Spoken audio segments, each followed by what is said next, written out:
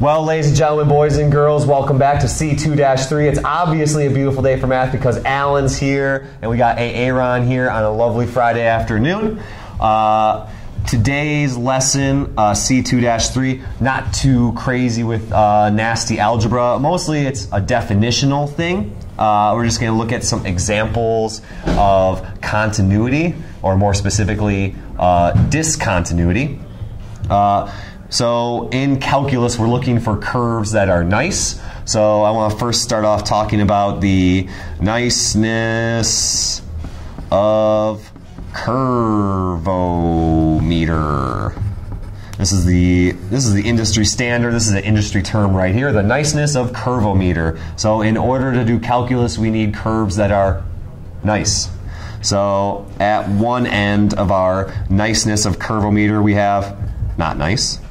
So can't do calculus there. We want curves that are nice. So at the far left end here, curves that are not nice, this is what we've been talking about so far. We've been talking about the limit not existing, so limit does not exist. That's the worst, when the ants don't bump heads. Ugh, hate it. Can't do calculus there. A little better, but still not so nice, are curves that are discontinuous.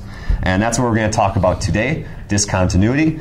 We really want curves that are continuous. And actually, we're in the end, we really want curves that are differentiable or integrable, but we'll talk about that later. But today, we're talking about discontinuities and continuity. So again, kind of a definitional day. Types of discontinuities, we have removable discontinuities and non-removable discontinuities. The first removable discontinuity we'll call a hole, and this is version 1. So at x equals 2 on this little picture right there, there is a hole. And we say this is a removable discontinuity because we could plug this hole by inserting a y value there to fill in that hole right there. So we'll notice that the limit exists. So the limit exists. So in the niceness of curvometer, that's not as bad as limit does not exist, but this is discontinuous because the ants would bump heads, but then they would fall in. And then hole version 2 is where we still have the hole, but then at x equals 2, the graph is actually defined there. There's a point off the graph. So the ants bump heads and they fall in. It's discontinuous, but it is defined at 2. There's a point above it.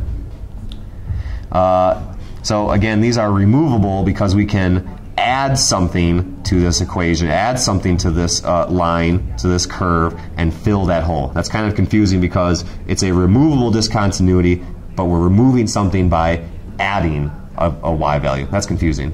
So the next non-removable discontinuity, we can't plug these holes. The first one is called a jump. So at x equals 2, coming from the left, that would look like that. And then up here, the curve continues. So here, the ants would not bump heads. So this is the worst on the niceness of curvometer. Limit does not exist. The ants would not bump heads. There's no way to plug this hole so the ants could keep on walking on this curve. Whereas here, we could add a point here, and then the ants could keep on walking. So this is terrible. The next one is called an infinite. And this is when you have an asymptote. So,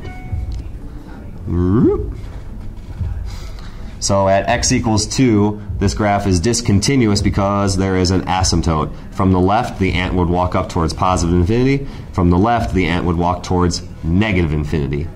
So there's no way we could remove this discontinuity by adding something to plug that hole. These ants are never going to bump heads. No good. And then the last one is called an oscillating discontinuity. So coming from the left, kind of looks like this, and then around the origin, looks like that, and then continues on. So you're thinking, what the heck is that? What's an example of an oscillating discontinuity? An easy example to remember is y equals sine of 1 over x. And we'll see if we plugged in x equals 0 into here, we'd have 1 over 0, and that's obviously a no-no. So let's see how that looks. So sine of 1 divided by x, make sure it's in radian. Yep. So let's graph it. So something funky's going on there. Let's zoom in there, -3, 3.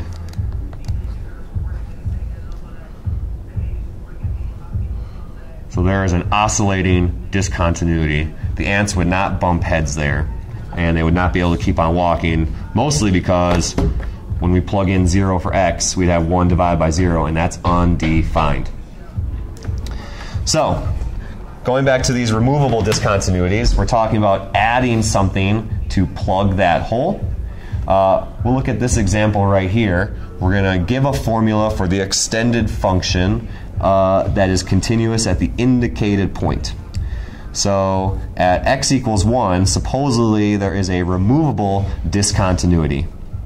And we should be looking at the denominator here and seeing that x squared minus 1, at x equals 1, that would be 0. 1 squared is 1, 1 minus 1 is 0. So when x equals 1, we would have 0 in the denominator. That's no good.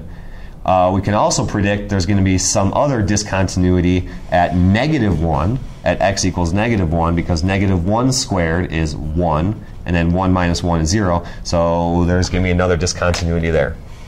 Let's see what happens. Go crazy with parentheses. X cubed minus 1 divided by x squared minus 1. And then go back to the standard window. So there is that graph. And as predicted, there's a discontinuity at -1, but we'll notice that's an infinite non-removable discontinuity. That's an asymptote hanging out there. So might as well start sketching the graph here. So at -1, there's an asymptote. And then graph looks like that. And then at x equals +1, there's going to be a hole there. So we can see at -1 there's the asymptote. Again, -1 squared is 1, minus 1 is 0. That's no good. And then 1 squared minus 1 is 0. So that's going to be no good either. So there's a hole here at 1. And if we go to second calc on our calculator and value, if we plug in 1, we see there is no y value there. So -1 at x equals -1, that's a non-removable discontinuity. That's an asymptote. At x equals 1, that's removable. That's a hole. We're going to plug that hole. So when we give it an extended formula, we're going to use a piecewise function. F of x equals the curly Q. And we use that original equation, x cubed minus 1 over x squared minus 1. We're going to use that. That curve is fine for all x values except 1. So we're going to use that for all x values except 1. And that's what that's saying right there. When x equals 1, we need to come up with a y value that's going to plug that hole. But the issue is, we try to plug in x equals 1, we don't get the y value. We want a y value that's going to plug that hole so the ant can keep on walking. So since we can't plug in 1, we can plug in a point really close to 1, such as 0.999999999. Oh, 1.5. And then we could also go from the right. How about 1.00001? It looks like that y value right there is 1.5. So we plug the hole by inserting a y value of 1.5 when x equals 1. That right there is the extended function that will make this graph continuous at x equals 1. All right, ladies and gentlemen, you're now ready for this assignment right here. Enjoy.